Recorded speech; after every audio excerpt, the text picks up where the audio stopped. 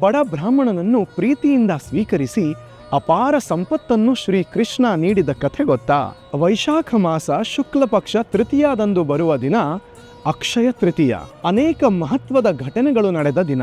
ಭಗವಾನ್ ಪರಶುರಾಮರು ಅವತರಿಸಿದ ದಿನ, ಗಂಗಾ ನದಿಯು ಭೂಮಿಗೆ ಇಳಿದ ಬಂದ ದಿನ, ತ್ರೇತಾಯುಗ ಆರಂಭವಾದ ದಿನ, ಪಾಂಡವರು ಸೂರ್ಯದೇವನಿಂದ ಅಕ್ಷಯ ಪಾತ್ರೆ ಪಡೆದ ದಿನ. ಇದೇ ದಿನದಂದು ವ್ಯಾಸದೇವರು ಮಹಾಭಾರತವನ್ನು ರಚಿಸಲು ಪ್ರಾರಂಭಿಸಿದರು. ಇದೇ ದಿನದಂದು ಆದಿಶಂಕರಾಚಾರ್ಯರು ಕನಕಧಾರ ಸ್ತೋತ್ರವನ್ನು ರಚಿಸಿದರು. ಕುಬೇರನು ತನ್ನ ಸಂಪತ್ತು ಮತ್ತು ಸಂಪತ್ತಿನ ರಕ್ಷಕ ಎಂಬ ಸ್ಥಾನ ಪಡೆದ ದಿನ. ಅನ್ನಪೂರ್ಣಾದೇವಿಯು ಅವತರಿಸಿದ ದಿನ ಮತ್ತು ಸುಧಾಮ ಶ್ರೀಕೃಷ್ಣನಿಗೆ ಭೇಟಿಯಾದ ದಿನವೂ ಇದೇ.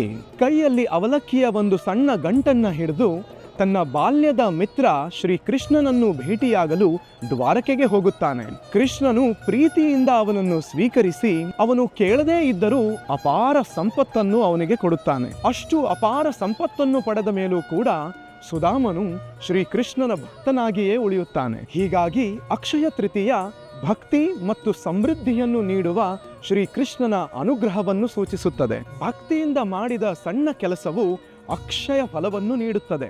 ಈ ದಿನ ನಾವು ಮಾಡಬೇಕಾದ ಪುಣ್ಯ ಕೆಲಸಗಳೆಂದರೆ ಅನ್ನದಾನ, ದಾನ ಧರ್ಮ, ಭಗವದ್ಗೀತೆಯನ್ನು ಓದುವುದು, ಹರೇ ಕೃಷ್ಣ ಮಹಾಮಂತ್ರವನ್ನು ಜಪಿಸುವುದು ಮತ್ತು ಪೂರ್ವಜರಿಗೆ ಶ್ರಾದ್ದವನ್ನು ಸಲ್ಲಿಸುವುದು. ಹೀಗೆ ಅಕ್ಷಯ ತೃತೀಯದಂದು ನಾವು ಮಾಡುವ ಪ್ರತಿಯೊಂದು ಪುಣ್ಯ ಕೆಲಸವು ಇವತ್ತಿಗೆ ಅಷ್ಟೇ ಅಲ್ಲ, ಮುಂದಿನ ಜನ್ಮದಲ್ಲೂ ಕೂಡ ಫಲವನ್ನು ನೀಡುತ್ತದೆ. ಭಕ್ತಿ ಮಾರ್ಗದಿಂದ ಭಗವಂತನ ಕೃಪೆ ಪಡೆದರೆ ಅದೇ ನಿಜವಾದ ಅಕ್ಷಯ ಸಂಪತ್ತು.